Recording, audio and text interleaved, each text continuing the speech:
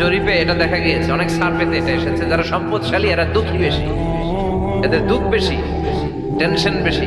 খুব স্বাভাবিক, টাকা যার বেশি রোগ তার বেশি, টাকা যার বেশি টেনশন তার বেশি, টাকা যার বেশি ঘরে শান্তি তার কম।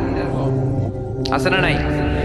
ঘরের ভেতরে অশান্তি, ছেলে কথা শোনে না, ছেলে টানে গাঞ্জা, মেয়ে করে পরকিয়া। আছে না নাই? স্ত্রী কথা শোনে না, ভালোবাসা নাই, ঘরটা জাহান্নামের টুকরা। রোগ বালাই, এক একটা হসপিটাল বিল পরিশোধ করতে মাসে 5 লাখ 10 লাখ। আছে না নাই? কিছু খেতে পারে না, ডাক্তার একেবারে ডায়েট মেনু বেঁধে দিয়েছে। Diet, very diet menu. এটা এটা এটা এটা কিছুই খাবেন না, শুধু গরু খাবেন না, খাসি খাবেন না, চিংড়ি খাবেন না, খালি ঘাস খাবেন। ইচ্ছে মতো ঘাস খাবেন, মানে ঘাস জাতীয় যত আইটেম আছে সব খাবেন।